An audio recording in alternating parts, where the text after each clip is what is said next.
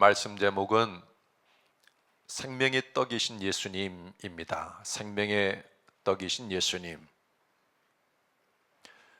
예수님은 하나님이 우리로 하여금 생명을 얻도록 하기 위해서 하늘에서 내려준 떡, 생명의 떡이다라는 것입니다. 그래서 예수님을 영접하는 사람은 누구나 이 생명을 얻을 수가 있다. 사망 가운데 있는 사람들이 생명을 얻어서 그 삶이 전격적으로 변화가 되어진다라는 것입니다. 우리가 지난 두 번의 주일 예배에서 그 요한복음 6장을 통해서 두 가지 주제로 말씀을 들었죠. 첫째는 우리가 어떻게 예수님을 믿어야 할 것인가. 그래서 그 오병이어의 기적을 통해서 빈들에서 그 떡을 먹고 배부른 그 체험을 한 사람들에게 예수님을 어떻게 믿어야 될 것인가에 대해서 예수님을 마치 떡을 먹듯이 먹어야 된다. 마음을 열어서 예수님이 내 안에 계시도록 영접을 하고 예수님께서 내 안에 계시면서 자기 일을 할 수 있도록 그렇게 예수님 믿는 것, 이게 진짜 신앙이다 라고 그랬습니다. 예수님이 병 고쳐 준다니까 따르고, 예수님 믿으면 먹을 걸 주고, 예수님 먹으면 복을 받아 잘 되고, 예수님 믿으면 평안을 얻고, 그래서 예수님을 저만치 혹은 하늘에 계신 것처럼 생각을 하고 예수를 믿는 것, 이건 온전한 신앙이 아니다. 마음을 활짝 열어 예수님을 내 안에 영접을 하고 예수께서 내 안에 계시면서 자신 일을 할 수 있도록, 그러면 예수님 우리 안에서 자기 일을 하면은 나타나는 것은 하나님 나라고 하나님의 생명, 그거 아니고 뭐겠습니까? 여러분, 예수님을 영접해서 주께서 내 안에 계시도록, 그래서 자기 일을 할 수 있도록 그렇게 예수님 믿으시길 바랍니다. 그리고 또 한 가지 말씀은 당신의 목적지는 어디인가? 신앙의 다름질을 해서 신앙의 성숙을 해서 어떤 신앙에 이르려고 하는가? 그리고 내가 인생이 행복하고 풍성한 삶을 누리려고 어떤 사람이 되고자 하는가? 당신의 목적지는 어디인가에 대해서 그것은 그 목적지는 하나님이 되어야 된다라고 말씀드렸습니다. 우리가 하나님께 도달해서 하나님 안에 거하는 것, 이게 우리의 신앙의 목적지고, 우리가 하나님 안에 거할 때 그 인생이 진정으로 행복하고 풍성한 삶이 이루어진다라는 거예요. 그래서 우리의 목적지는 하나님이어야 되고, 참된 신앙은 아버지 안에 거하는 신앙. 그래서 하나님도 내 안에 거하는 신앙, 이럴 때 하나님의 자녀의 권세가 나타나고, 그리고 생명으로 풍성한 삶이 우리 가운데 이루어진다라는 것입니다. 이 두 가지 주제를 가지고 요한복음을 6장을 읽었는데, 요한복음 6장에는 이 두 가지 주제보다도 더 중요한 주제가 하나가 있어요. 그건 뭐냐면은 참과 거짓, 정품과 짝퉁, 그리고 진리와 이 거짓에 대한 그런 주제예요. 그러니까 요한복음 전체가 말하고자 하는 것이 바로 이거죠. 무엇이 진리냐, 무엇이 그 진리를 본떠 만든 모형이냐, 뭐가 참이고 뭐가 거짓이냐 하는 이 문제였는데, 6장에서도 변함없이 이 주제가 나옵니다. 6장에서 말하는 참과 거짓은 무엇일까요? 그건 바로 하나님의 떡입니다. 하나님의 떡. 근데 이 하나님의 떡에도 진짜가 있고 가짜가 있다라는 겁니다. 참과 거짓이 있다. 하나님의 떡에도 정품이 있고 그 정품을 본떠 만든 어떤 그 짝퉁이 있다라는 거예요. 요한복음 6장에서 말하는 이 그 어떤 주제가 되는, 6장에서 등장하는 어떤 주제는 떡입니다. 떡 5개와 물고기 2마리로 5,000명을 다 배불리 먹인 그 떡. 우리 용어로는 밥이라는 게 좀 더 이해가 쉽겠죠. 사람이 떡을 먹지 않으면 생명을 유지할 수 없어요. 그래서 떡을 먹어야 우리는 생명을 유지합니다. 그래서 떡은 생명과 밀접한 관계가 있습니다. 그런데 이 떡에도 진짜가 있고 가짜가 있다라는 것입니다. 여러분 30절로 35절을 읽어보십시다. 특별히 떡이라는 단어에 주목을 해서 우리가 30절에 35절 보겠습니다. 시작. 그들이 묻되 그러면 우리가 보고 당신을 믿도록 행하시는 표적이 무엇이니까? 하시는 일이 무엇이니까? 기록된 바 하늘에서 그들에게 떡을 주어 먹게 하였담과 같이 우리 조상들은 광야에서 만나를 먹었나이다. 예수께서 이르시되 내가 진실로 진실로 너에게 이르노니 모세가 너에게 하늘로부터 떡을 준 것이 아니라 내 아버지께서 너에게 하늘로부터 참떡을 주시나니 하나님의 떡은 하늘에서 내려 세상에 생명을 주는 것이니라. 그들이 이르되 주여 이 떡을 항상 우리에게 주소서. 예수께서 이르시되 나는 생명의 떡이니 내게 오는 자는 결코 줄이지 아니할 터이요 나를 믿는 자는 영원히 목마르지 아니하리라. 30절과 31절에 보면 오병이어의 기적을 통해서 떡을 배불리 먹은 사람들이 예수님께 묻습니다. 모세라는 분은 광야에서 하늘에서 떡을 내려 우리를 먹게 함으로써 자신이 하나님이 보낸 사람이라는 것을 증명해 보였습니다. 그런데 당신은 자신이 하늘로부터 온 사람이라는 것을 믿도록 어떤 표적을 보여주겠습니까? 이렇게 질문한 거예요. 그러니까 당신도 모세처럼 하늘로부터 내려오는 떡을 우리에게 줄 수 있느냐라는 거예요. 이스라엘 이 자손들에게, 이스라엘 민족에게 있어서 이 만나는 그들 민족의 기억에서 지울 수 없는 아주 큰 위대한 기억이에요. 애굽에서 나온 이스라엘 자손이 가나안 땅을 향해 가다가 광야를 지나가게 되었는데 양식이 다 떨어지는 거예요. 근데 모세가 하나님께 구하고 하나님께서 모세를 그 들음으로 인해서 하늘에서 양식을 주는 겁니다. 떡을.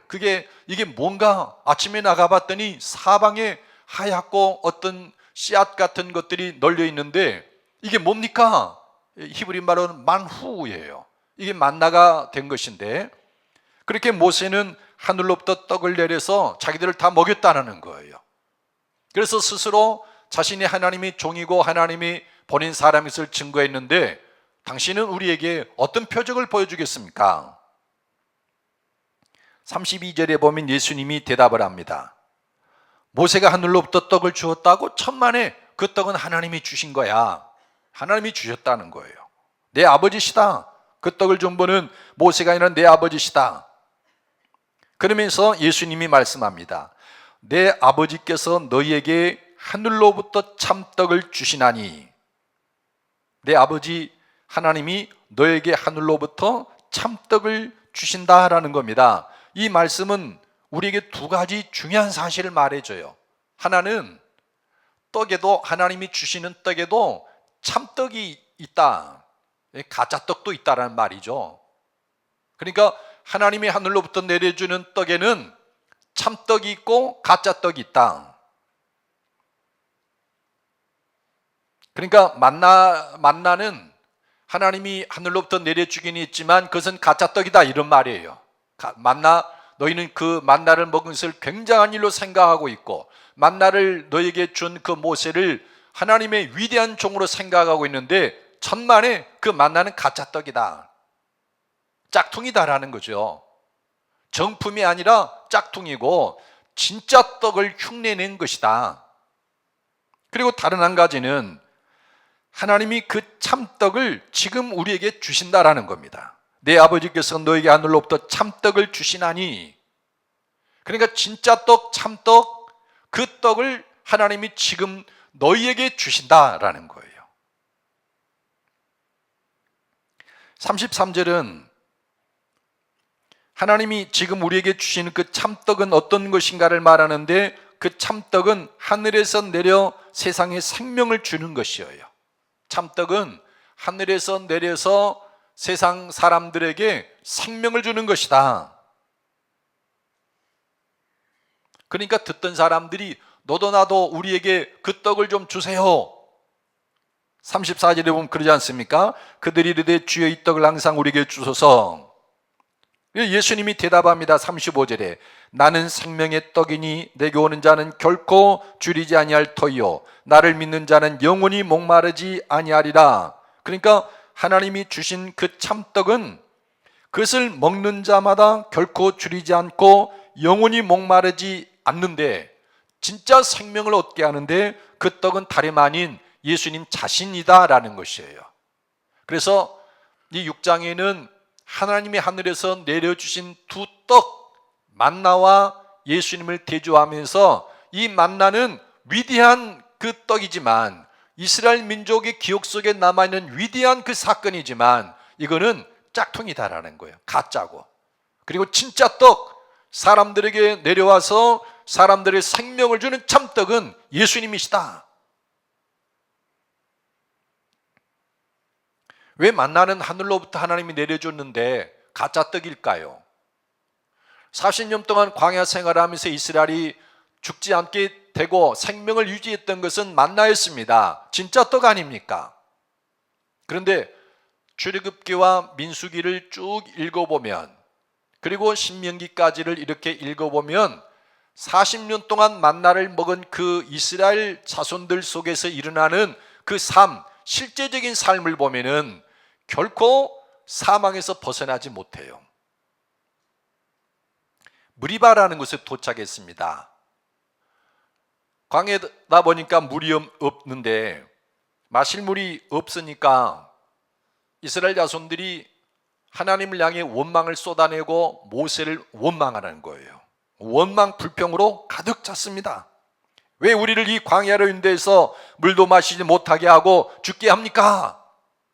불평, 원망이 가슴에 그 마음속에 가득 찬 거예요. 입에서 내뿜는 것이 아주 독스러운 거예요. 민수기 11장을 보면 매일 만나를 배불리 먹던 이스라엘 자손이 또 하나님을 원망합니다. 우리가 애굽에 있을 때는 고기도 먹을 수 있었고 파와 마늘과 부추, 오이, 참외 이런 것 다 배불리 먹을 수 있었는데 지금은 만나밖에 우리가 먹을 수 없다. 그래서 애굽 생활을 그리하면서 괜히 하나님을 믿고 애굽에서 나왔나 보다 하고서 불평하는 거예요. 그걸 들으신 하나님이 진노에서 재앙을 내렸는데 많은 사람이 죽었습니다. 그래서 그 지역 이름을 기브롯 핫다와라고 그리는데 탐욕의 무덤이라는 뜻이에요.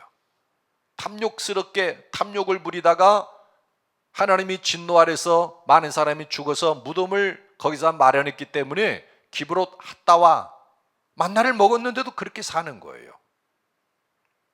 민수기 13장과 14장에는 이스라엘 자손이 가나안 땅에 12명의 정탐을 파송을 합니다. 그들이 돌아와서 보고를 하는데 10명의 정탐들이 아주 악평을 하는 거예요.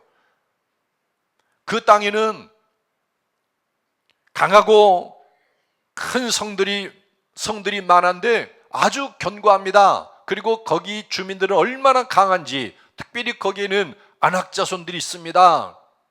거인들이라는 말이에요. 안악자손은 한 키가 3m 정도 되고 창자루가 막 이렇게 두껍고 그런 사람들이 그 성에 살고 있었습니다. 그러니까 백성들이 낙심하는 거예요. 그리고 자기들을 인도해낸 하나님과 모세를 원망합니다. 애굽에서 나온 것이 후회돼서 한 지도자를 세워서 우리가 애굽으로 돌아가자. 이 광야에서 죽을 일이 뭐냐? 하나님이 그 10명의 정탐들을 그 자리에서 쳐서 죽이고 백성들까지 다 죽이려고 하는데 모세가 하나님 앞에 간구합니다. 하나님, 그러면 하나님의 이름을 사람들이 어떻게 생각하겠습니까? 그래서 하나님이 그들을 용서하기는 했지만 40년 동안 광야를 방황하다가 다 광야에서 엎드러질 것이다 이렇게 말씀했어요. 그래서 들어간 사람들은 20세 이하의 그 자손들만 들어가요. 민수기 25장에는 이스라엘 자손이 시딤에 이르렀을 때 모압 여자들 보고 음행을 합니다. 그리고 모압 사람들이 섬기는 신에게 경배하고 그들의 신당에 들어가서 하나님 앞에서 음란하듯 그들의 신을 섬기는 거예요. 하나님이 연병을 내렸는데 그날에 24,000명이 죽었다고 그랬습니다.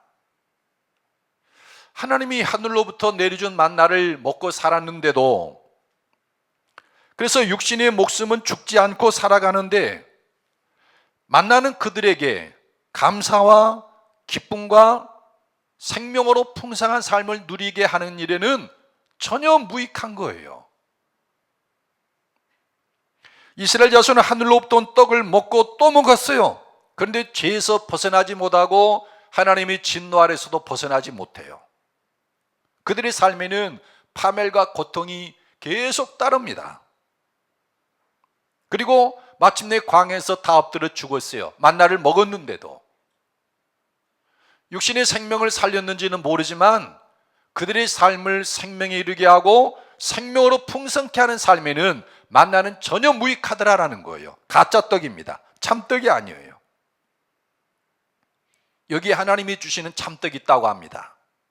그 떡을 먹으면 생명을 얻는데 무엇이 생명을 주는 참떡입니까? 35절에 예수께서 이르시되 나는 생명의 떡이니 내게 오는 자는 결코 줄이지 아니할 터이요 나를 믿는 자는 영원히 목마르지 아니하리라. 나는 생명의 떡이다. 그래서 나를 믿는 자는, 그리고 내게 오는 자는 영원히 줄이지도 않고 목마르지도 아니할 것이다. 그래서 예수님을 영접하면 광야 같은 이 세상을 살아가면서도 사는 것이 힘들다고 원망하고 불평하는 것이 사라져요. 감사로, 찬송으로 그 입이 변합니다. 길이 험하다고 불평하는 일도 없고, 뭐가 부족하다고 해서 옛생활을 그리하며 뒤돌아 서려지도 않고, 예수님을 영접한 사람은 음행을 하거나 더럽각한 짓을 그치고 뭔가 부족해서 다른 신을 기웃거리도 않습니다.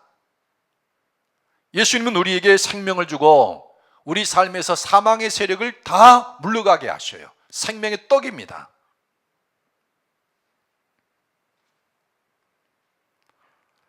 만나와 예수님 둘은 하늘로부터 내려온 떡인 것에서는 동일하지만, 만나는 먹는 자들이 생명 얻게 하는 일은 무익했습니다.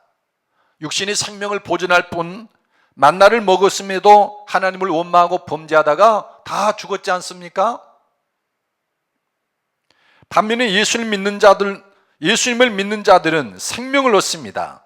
그래서 지혜로운 사람들은 예수님을 영접하고 예수님께서 내 안에 역사하도록 하는 이 신앙생활에 관심을 가져요.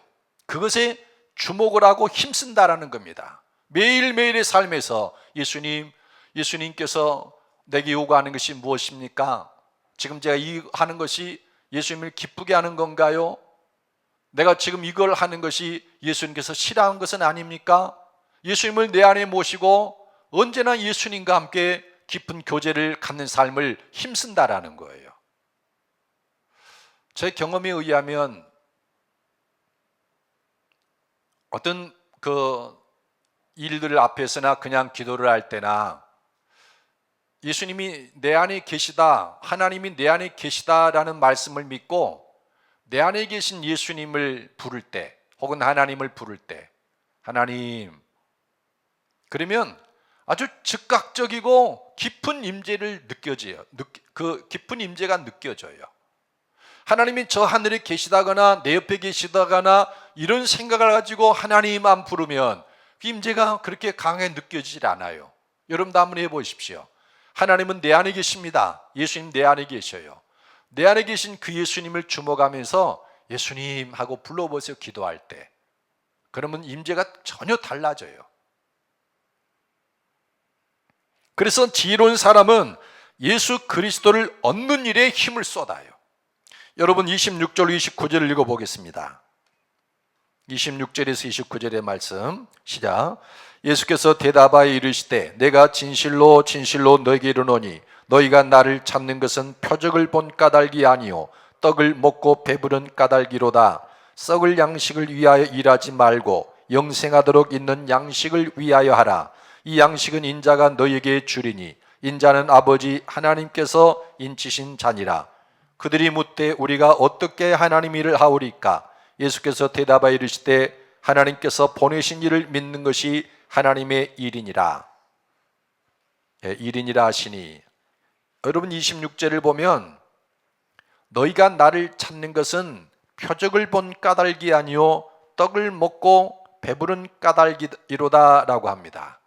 그 빈들에서 500여로 5,000명을 다 배불리 먹이시고 이튿날이 돼서 예수님은 가버나움으로 그 밤에 옮기셨는데 이동하셨는데 아침에 사람들이 보니까 예수님이 안 계시는 거예요. 그래서 부랴부랴 예수님 계신 곳이 가버나움일 것이다 하고서 열심히 쫓아와서 예수님을 만난 거예요. 그러니까 얼마나 예수님을 믿고 따르는데 열심히 있습니까? 근데 예수님은 그들의 열심을 별다르게 그렇게 크게 칭찬하지 않으셔요. 왜냐하면 그들의 열심이 썩을 양식을 위한 열심이었기 때문이에요. 너희가 나를 찾는 것은 표적을 본 까닭이 아니요 떡을 먹고 배부른 까닭이로다. 썩을 양식을 위하여 이러지 말고 썩지 아니할 양식을 위해서 하라. 그래서 27절에 그러죠. 썩을 양식을 위하여 일하지 말고 영생하도록 있는 양식을 위하여 하라. 그러니까 28절에 사람들이 예수님께 묻습니다. 어떻게 해야 하나님 일을 하오리까? 어떻게 해야 영생하도록 있는 양식을 얻느냐는 거예요. 예수님이 대답합니다. 29절에 예수께서 대답하여 이르시되 하나님께서 보내신 이를 믿는 것이 하나님의 일이니라. 하나님의 일이란 그러니까 영생하도록 얻는 양식을 위해서 어떤 일을 해야 되느냐에 대해서 예수님이 대답하기를 나를 믿는 것이 하나님의 일이다.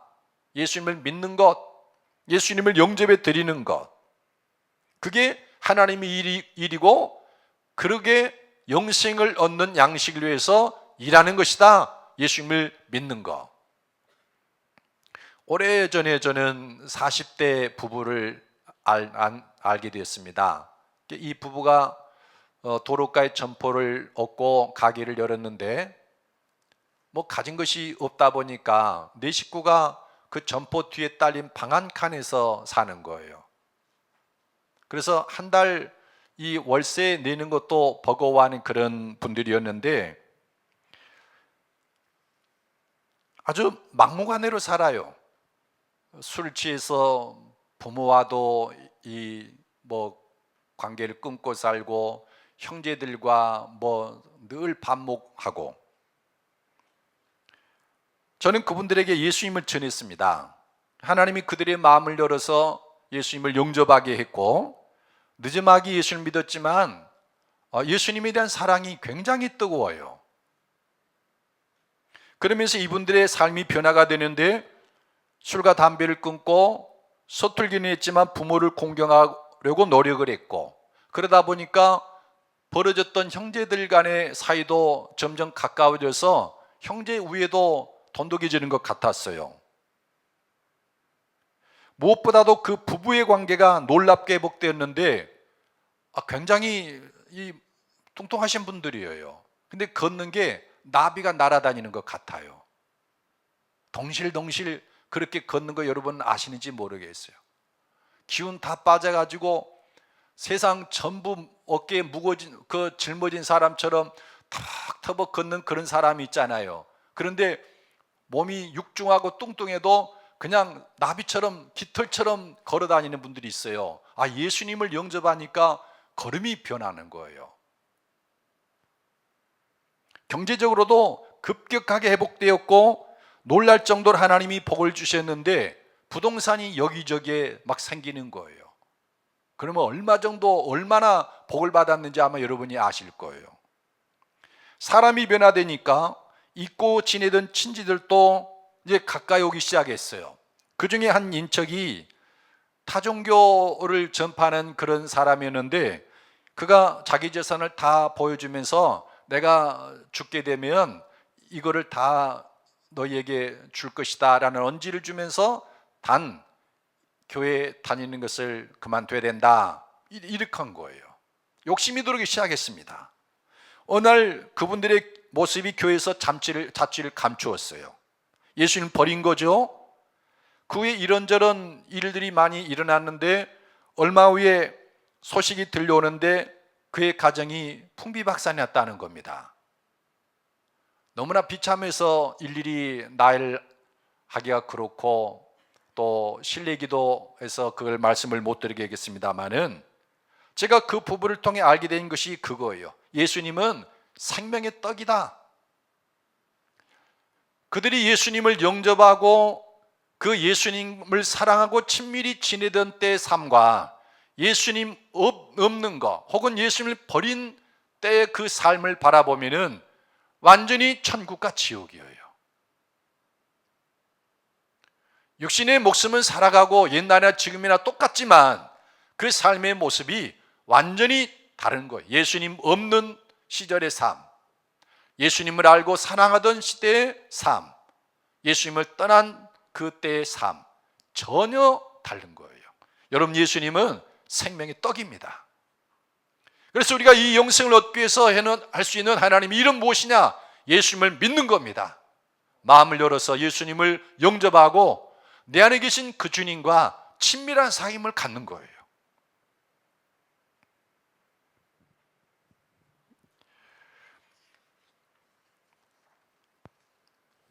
저는 여러분에게 묻고 싶습니다.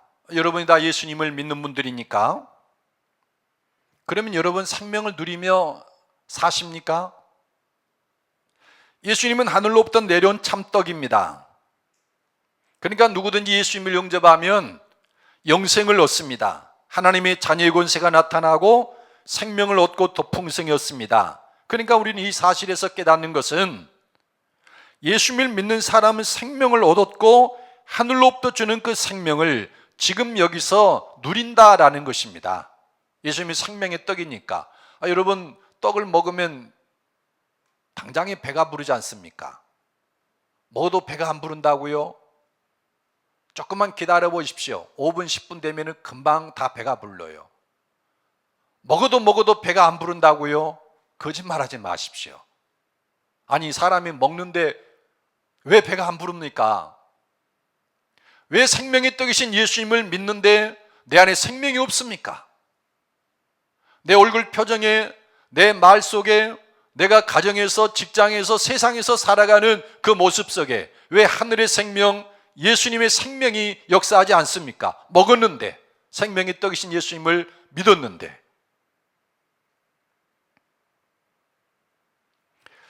37절로 59절은 예수님을 믿으면 반드시 하나님의 생명이 내 안에 있게 되고 그래서 사망에서 생명으로 옮긴다는 것을 보여주고 있어요. 상당히 긴 말씀인데 37절 59절 다 읽기는 그렇고 39절로 44절을 읽고 그 다음에 54절에서 58절을 읽어보겠습니다. 읽을 때 다시 살린다라는 말을 주목해서 여러분이 읽어보십시오. 자, 39절로 44절을 보겠습니다. 시작. 나를 보내신 이의 뜻은 내게 주신 자 중에 내가 하나도 잃어버리지 아니하고 마지막 날에 다시 살리는 이것이니라. 내 아버지의 뜻은 아들을 보고 믿는 자마다 영생을 얻는 이것이니 마지막 날에 내가 이를 다시 살리라 하시니라. 자기가 하늘에서 내려온 떡이라 하시므로 유대인들이 예수에 대하여 수군거려 이르되 이는 요셉의 아들 예수가 아니냐. 그 부모를 우리가 아는데 자기가 지금 어찌하여 하늘에서 내려왔다 하느냐. 예수께서 대답하여 이르시되 너희는 서로 수군거리지 말라. 나를 보내신 아버지께서 이끌지 아니하시면 아무도 내게 올 수 없으니 오는 그를 내가 마지막 날에 다시 살리리라. 54절부터 58절입니다. 시작. 내 살을 먹고 내 피를 마시는 자는 영생을 가졌고 마지막 날에 내가 그를 다시 살리리니 내 살은 참된 양식이요 내 피는 참된 음료로다. 내 살을 먹고 내 피를 마시는 자는 내 안에 거하고 나도 그의 안에 거하나니 살아계신 아버지께서 나를 보내심에 내가 아버지로 말미암아 사는 것 같이 나를 먹는 그 사람도 나로 말미암아 살리라. 이것은 하늘에서 내려온 떡이니 조상들이 먹고도 죽은 그것과 같지 아니하여 이 떡을 먹는 자는 영원히 살리라. 아멘.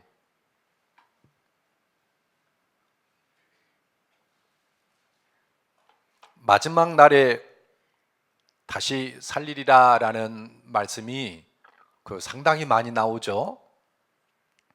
그러니까 39절은 나를 보내신 이의 뜻은 내게 주신 자 중에 내가 하나도 잃어버리지 아니하고 마지막 날에 다시 살리는 이것이니라.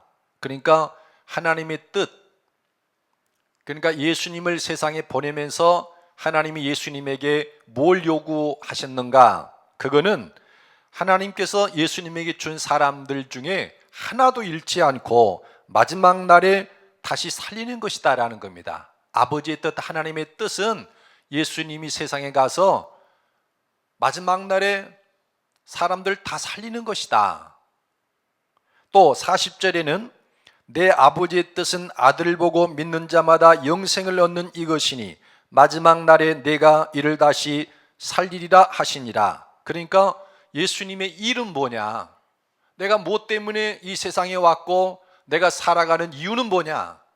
아버지의 뜻을 이루는 것인데 그건 뭐냐면은 마지막 날에 다시 살리는 것이다. 내가 세상에 존재하는 이유, 마지막 날에 하나님이 내게 주신 자들을 다시 살리는 것이다. 44절에 보면 나를 보내신 아버지께서 이끌지 아니하시면 아무도 내게 올 수 없으니 오는 그를 내가 마지막 날에 다시 살리리라. 그러니까 예수님은 자기에게 오는 자들에 대해서는 반드시 마지막 날에 다시 살릴 것이다 라는 겁니다. 누구든지 예수님께 오면 예수님은 다른 일 바쁘다고 예수님께 오니까 그거 들어주려고 하다가 이거 잊어버리는 일 없이 반드시 다시 살릴 것이다. 그 다음에 54절에 보면은 내 살을 먹고 내 피를 마시는 자는 영생을 가졌고 마지막 날에 내가 그를 다시 살리리니. 그러니까 예수님이 왜 살을 주고 피를 내주느냐?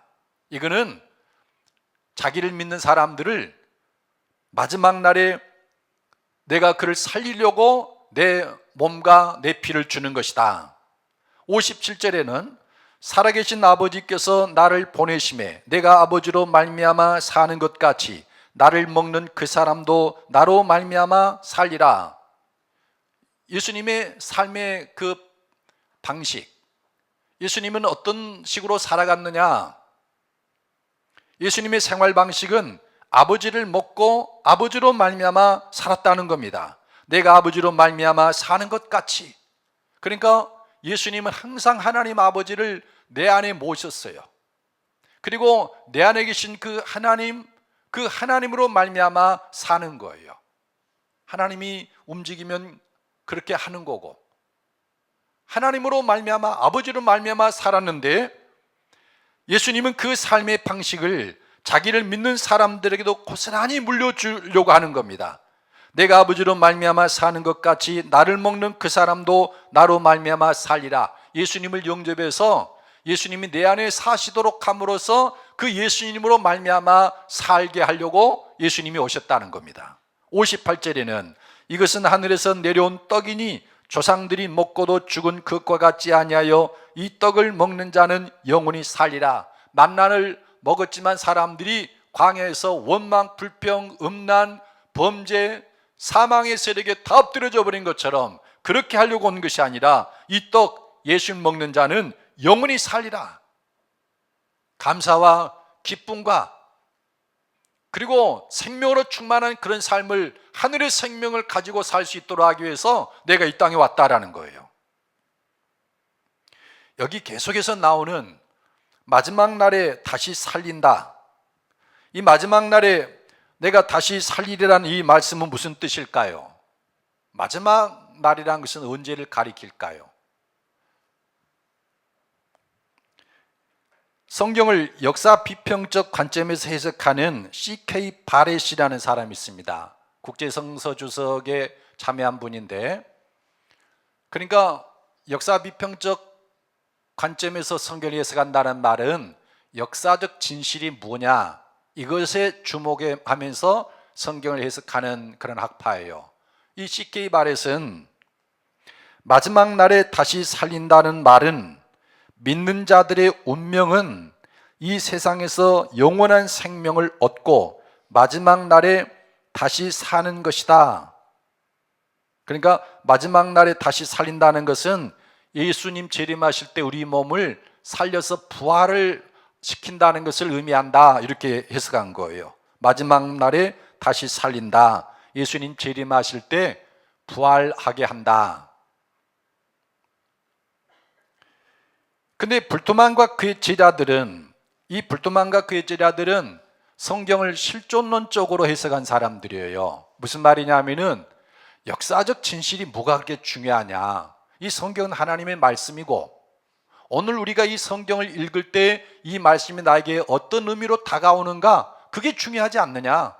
그게 실존론적 그 성경 해석을 하는 사람들이에요. 이 불토만과 그의 제자들은 요한복음의 종말론은 실현된 종말론이다. 이 실현된 종말론이란 말은 무슨 말이냐면은 하나님의 나라는 예수님으로 인해서 지금 여기에 임한다라는 것이에요.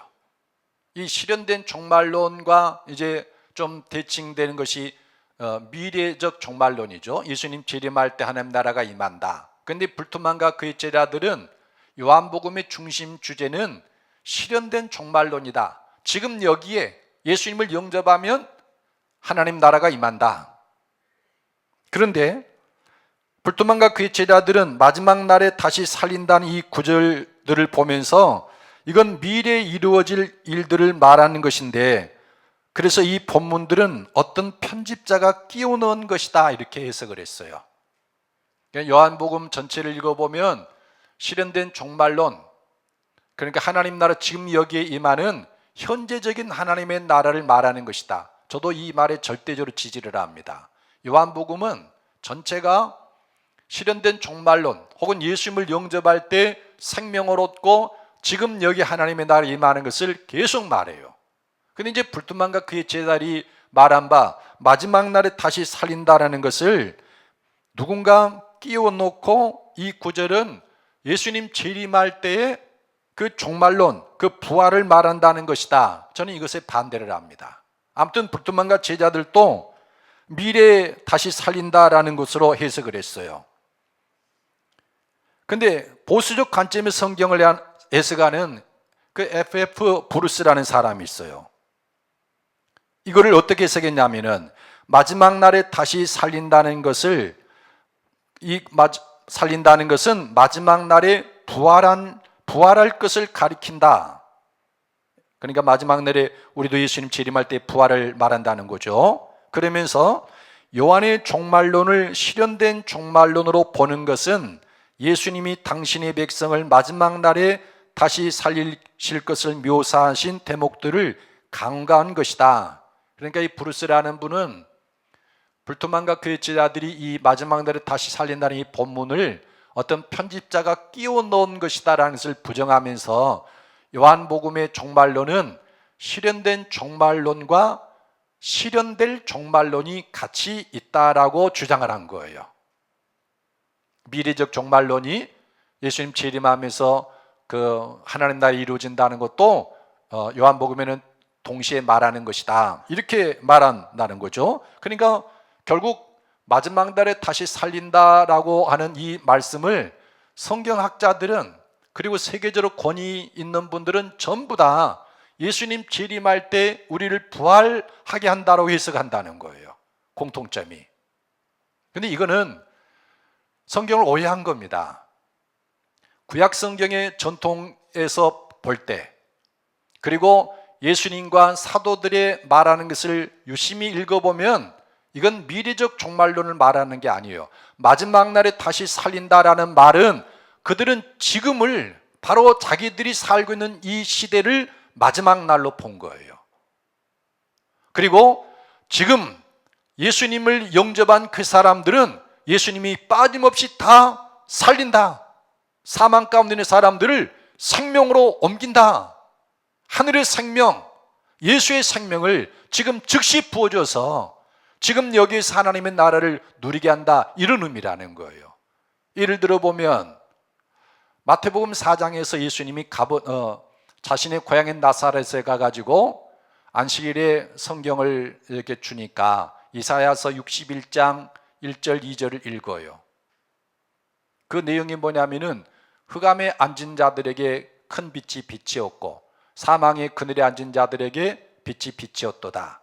그리고서는 성경을 덮고 이 말씀이 오늘 응하였느니라 그랬어요. 그러니까 구약 선지자들이 하나님께서 자기 백성을 긍휼히 여겨서 회복시키는 것을 예언을 했어요. 그것은 마지막 날입니다. 그런데 예수님은 스스로 선언을 하신 거예요. 지금이 마지막 날이고 선지자 이사야가 말했던 흑암에 앉은 자들, 사망의 그늘에 앉은 자들에게 큰 빛이 비쳤도다. 예수님이 자신이 누구인가를 말해주는 거예요. 사도행전 2장을 보면 오순절에 성령 강림이 일어났죠. 성령이 급하고 강한 바람으로 일어나고 그 성령이 모인 사람에게 다 충만하고 방언을 하고 예언을 했어요. 사람들이 놀랍니다. 술 취했나? 그러니까 베드로가 말합니다. 지금이 술 취할 때냐고. 그러면서 구약의 요엘 선지자가 예언한 바 말세에 내 남종과 여종에게 나의 영을 부어준다. 그러면서 요엘 선지자가 예언했던 그 말씀이 지금 성취된다는 것을 말하는 거예요. 그러면서 하는 말이 말세에 마지막 날 아닙니까? 지금이 마지막 날이라는 거예요. 예수님이나 사도들이나 그들은 모두가 다 자기들의 시대, 하나님의 아들인 예수님이 이 땅에 오신 그 시대, 그리고 예수님을 믿는 믿음이 선포된 그 시대는 마지막 날로 본 거예요. 그래서 누구든지 예수님을 영접하면 하나님이 약속하신 회복, 그리고 하나님의 나라, 그것이 지금 여기에 임한다라는 거예요. 에스겔 선지자가 환상 중에 마른 뼈들로 가득한 골짜기를 봅니다. 하나님이 그 에스겔 선지자에게 명령합니다. 인자야, 너 생기를 향하여 대언하라. 그러니까 에스겔이 생기를 향하여 대언을 합니다. 하나님 말씀을 선포하니까 그 생기가 그 골짜기의 마른 뼈들에게 들어가기 시작하는 거예요. 뼈들이 이 뼈 저 뼈가 들이맞고 거기에 살이 오르고 그 뼈가 사람이 되어 일어나더니 큰 군대가 되는 거예요. 하나님이 자기 백성을 마른 뼈 같은 그런 사람들을, 골짜기에 누워서 아무것도 할 수 없는 그런 사람들을 살려서 생명의 군대가 되게 하겠다고 하는 그런 꿈이에요. 혹 여러분 중에 골짜기에 있던 마른 뼈같이 희망도 잃어버리고 혹 희망이 있을지라도 힘이 없어서 좌절하고 있는 분 계십니까? 그건 에스겔이 본 골짜기의 마른 뼈와 다름이 없는 거예요. 여러분 예수님을 영접해서 예수님이 여러분 안에 거하도록 해보십시오. 그러면 그 사람은 살아납니다. 좌절과 낭만 가운데서도 일어납니다. 왜냐? 예수님의 생명의 떡이기 때문에 그런 거예요. 말씀을 맺겠습니다. 지금은, 우리가 살고 있는 이 바로 지금은 하나님이 자기 백성을 살리고 회복시키는 마지막 날이에요. 그래서 바울 사도는 고린도후서 6장에서 보라 지금은 은혜 받을 만한 때요, 보라 지금은 구원의 날이로다, 이렇게 했어요. 지금은 은혜 받을 만한 때고 하나님이 우리를 구원하신 때다라는 거예요. 하나님이 그의 아들 예수를 보내서 사람들 죽음 가운데 있는 그 흑암 가운데 있는 사람들을 살리는 은혜 받을 만한 때다. 우리는 이 시기를 올바르게 분별해야 됩니다.